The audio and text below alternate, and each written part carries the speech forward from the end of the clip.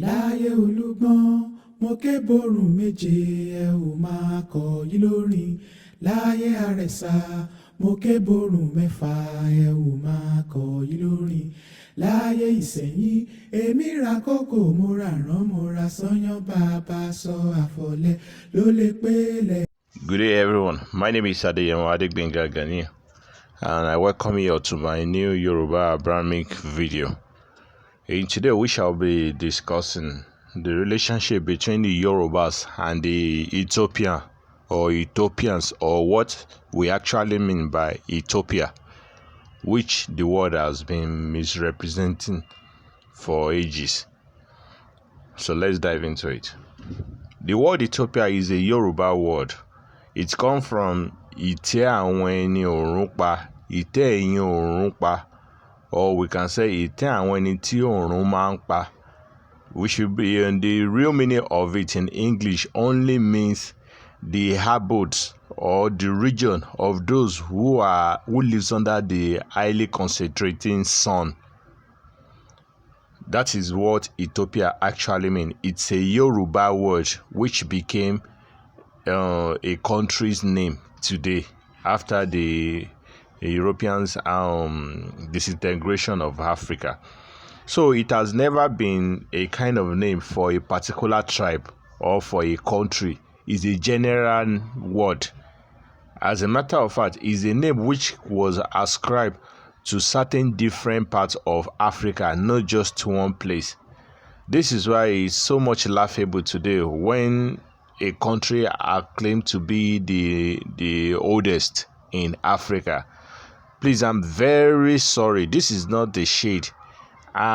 Ethiopians today are my brothers and sisters. I have no issue with them, but the truth has to be said in regards to what history has been, which the world don't speak, because for hundreds of years so many abnormalities have become normal. The Europeans have succeeded making enough to accept the wrong for the right and the right for the wrong, and that is not anyone's blame. It is the situation we found ourselves after slavery.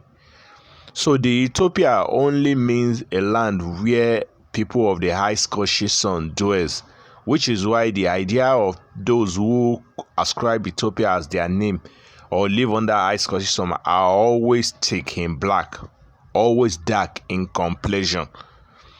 If you go back to the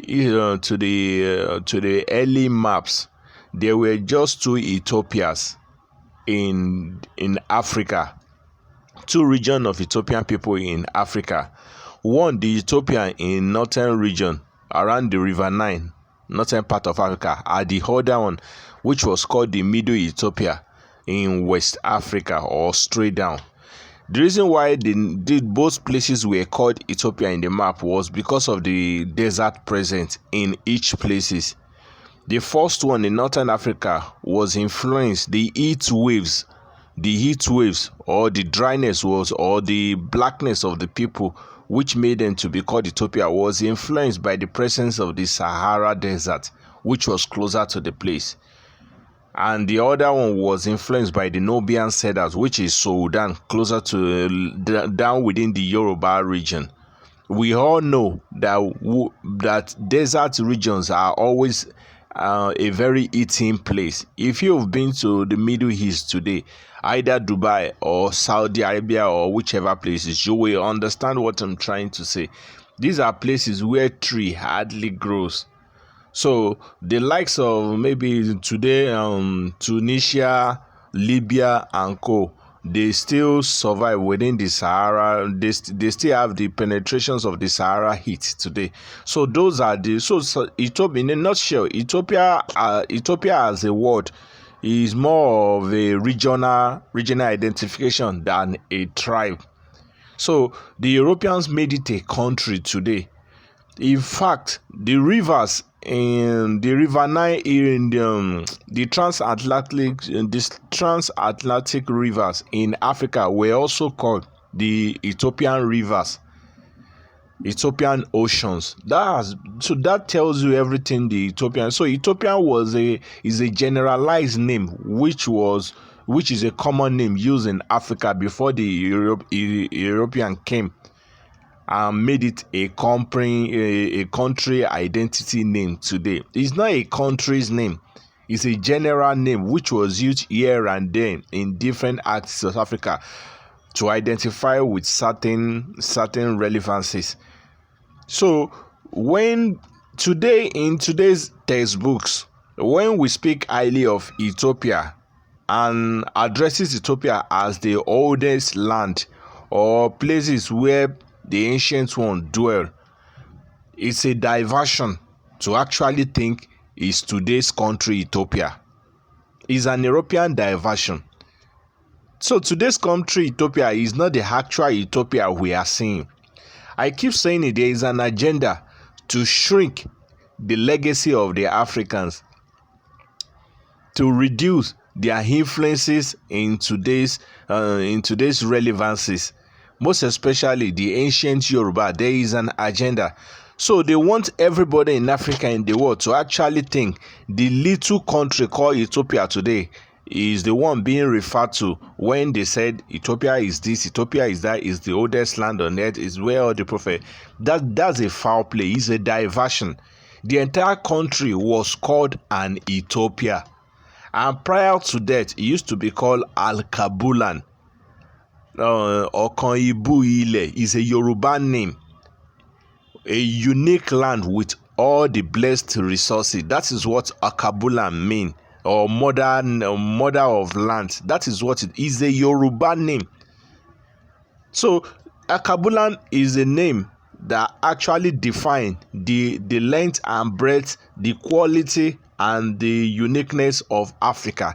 Ethiopia is just a regional name which only signifies the east wave, or those who dwell in the sun-eating part of Africa. So it's not a country the way we use it today.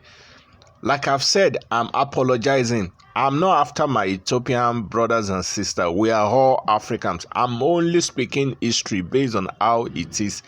You have the chance to disagree with me and comment below. We shall share ideas and I will bring my proof and you will see what I'm trying to say. Whatever happens to any Africans inside Africa today is not our fault. We just wake up one day and met ourselves in mess, chaos, misunderstandings and miseducations which we were being forced in school to embrace by fire by force. So in the Ethiopia, that is that for Ethiopia. You will ask yourself, how did we get the name Africa? The name Africa naturally is an insult to an African, but is a common used name now. The owner of the name is called Leo Africano. Is an Italian general who conquered part of Ethiopia in the early days. I don't like using BC or DC or the way people does use it today, because I believe people are guessing dates. They are guessing. Nobody have accurate record of 1,000-year-old event, let alone 100-year-old event accuracy, let alone thousands of years. Like the way they said Adam and Eve. If you check it in one of my recent videos, they said Adam and Eve came about 15,000 years earlier, and Yoruba land is already more than 10,000 years, more than 25,000 years. Does it mean people have been living on earth before Adam and Eve? So all these are foul play. This is why I most times don't reckon with the BC, the AD. So it's left for people to just, the truth is what matters and verification of what actually happened. So the name Africano, when the Europeans stormed part of Africa, which is Northern Africa, because at a certain point the Roman had the caliphate, they have an extension, they ruled over different parts of Africa, and they ruled it, and they covered the entire northern region to an extent that the place which they call today is Ethiopia was Christianized. There was nothing like Christianity in the entire Africa. Africans are not Christian, they are not Muslim, they are not religionists, they are just spiritual people who understand natures and knows how to call on God every time they needed them. So if an Ethiopia today is saying we were never colonized, how did Christianity, which started from Rome, which was created in the Nicaea Council under the Roman Vatican, became the indigenous culture of an African land or an African people inside Africa, which is today Ethiopia? It doesn't add up. Just like saying it's just like saying that Ifa started in Yoruba land and today is now well practiced in Southern America, Cuba, Brazil, and you are now saying that Yorubas were never at Cuba. Yorubas never liberated, never brought Ifa to Cuba. And we are still saying it started at Ile-Ife in Nigeria. It's not making sense. It's not adding up. In the same chain, it's like, Christianity was invented in Rome. And today, Ethiopia is a Christian land, not just ordinary Christian land, a rooted Christian land. And you are now saying they never conquered Ethiopia of today's country. It's not making sense. As a matter of fact, it is left for me. If I'm being sincere, I would say Ethiopia was the first place they conquered, the Roman conquered. So the success which the Roman Vatican attained by the general was why they renamed it, because in the ancient time, when you conquered a land, you name it after yourself or your ancestral legacy. Ilẹ̀ tí a tẹ̀dó, ilẹ̀ tí a bá tẹ̀dó, that is what it means. So when Leo Africano, an Italian general with all his men, conquered northern region of Africa, they had to rename that place an African land. He renamed Africa after his name, because he believed that Ethiopia was a general name that was ascribed to all blacks in Africa. So conquering northern part of Africa, he believed that he had succeeded in conquering the entire continent, which was even a false claim to begin with. So no, the today's Ethiopia is just a name which was never meant to be of a country or a group of people. It was a formulated Europeans name. And the reason why the Europeans today publicize the land of Ethiopia, make Ethiopia, Egypt, and all those places look extremely popular, extremely vital in world history, had to do because they now have influences on those places. We don't have mixed race in Africa. There is no way. For thousands of years, we've always been thick black or light black. We don't have mixed races biracial. Something happened. We have cases of where the Europeans, they raped Congo women. The history is there. They raped them, make them force out a biracial children, which still exists generationality today. We have similar cases in Australia, whereby black women were raped to force out a biracial children. So it is a common thing of the European to mass rape black women just to have a mixed race. It's a common thing. So if you are thinking of what is happening today, or those you say in today's Somalia, today's Sudan, today's Ethiopia, today's Eritrea, if you are actually using those you see today, the coloration, the melanated people you see today, you are judging history, then you will be lost. In those each places, the aboriginals of those places were pure black. They were never mixed race so the Europeans now had influence in those places. That is why they publicize more of those places than the rest of black people, because they only market where they will gain, not where they won't gain.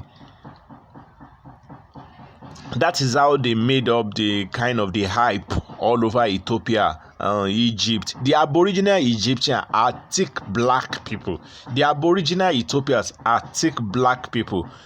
And you yourself, you can as well compare the skin coloration of the Manelik second, and with this general, this general that they call the Europe of Ethiopia today. You can compare their skin together. They are not the same people. One is biracial, one is a real aboriginal. So this is why in today's Ethiopia there are multi-tribes in those places, because Ethiopia was never meant to be a country, just like Nigeria. Nigeria as a whole is never meant to be a country.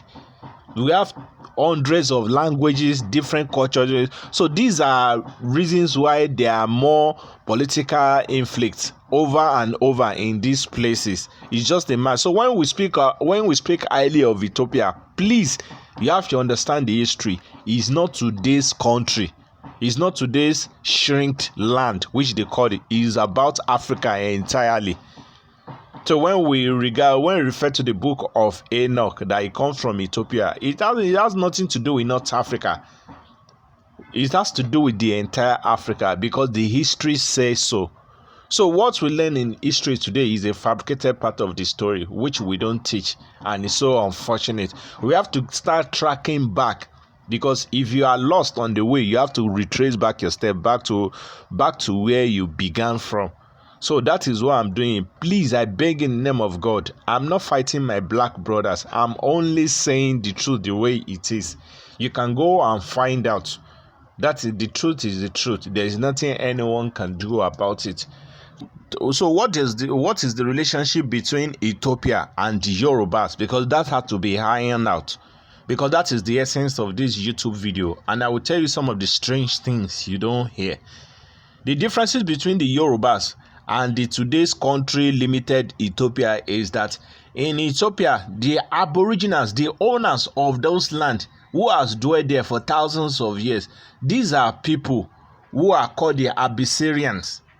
The Abyssinians are the aboriginal who owns the land, and this is where it gets very, very, very confusing. The Abyssinians which we are talking about, they are naturally black people. They are not fair-looking people like the biracial people we see in Ethiopia today at all. They are very dark people, very burnt, and they carried out the real identity of what Ethiopia actually means: burnt black individuals. So they are the ones who faces the hell now. Their extinction, but the very group who ruled Ethiopia today, and the reason why they ruled it has to do with the prophecy of God, has to do with the legacy which their forefathers. They are the Oromo tribe. Let me tell you a brief story about the Oromo and why they linked it up with Queen Sheba of Ijebu and Yoruba. The Oromo tribe are seeds of Alaafin of Oyo, if you don't know. The Alaafin of Oyo at Oyo State, inside western part of Nigeria, his own ancestor was called Oromiyan. This Oromiyan is sometimes shortened as Oronyan. This Oronyan legacy became what the Oromos turned to Oromia. In fact, we have the obelisks of Oromiyan at Ile-Ife, and we also have the obelisks of the same Oromia at Ethiopia. These people are only carrying out what their forefather did. And Oromiyan is just a Yoruba word which changes. So when you hear the idea of Queen Sheba having house at Ethiopia, and still we have evidence places of where Biliki Shugban stayed at Ogun State, it only means that there is a connection between the Yorubas and those places. And we had it that the last Alaafin, one of the Alaafin of Oyo State, the Alaafin Oronyan or something like that, one of his wives was like a slave which was taken from the part of northern region, which gave birth to the last son also. So there are more connection between the Yorubas, and so these are the people which hold on to power at today's Ethiopia as Oromo. Oromo, things we do for child. Oromo. And in Yoruba land, we have Oromiyan or Oromia. So these are correlations. Between the Yorubas and the same correlation led to why Bilikisi Shugbon kingdom is at Ijebu-Ode, and they have the house of Queen Sheba around them too. So they call their children the son Solomon's son, but Solomon's son is Manelik, and we have Solomon here because Biliki Shugbon wouldn't have come from Europe to come and marry Ijebu-Ode, Biliki Shugbon at Ijebu here. It's not adding up. So these are the relationship within the Yorubas, and we have so many hidden relationship, but not the entire Ethiopia, just the Oromo tribe.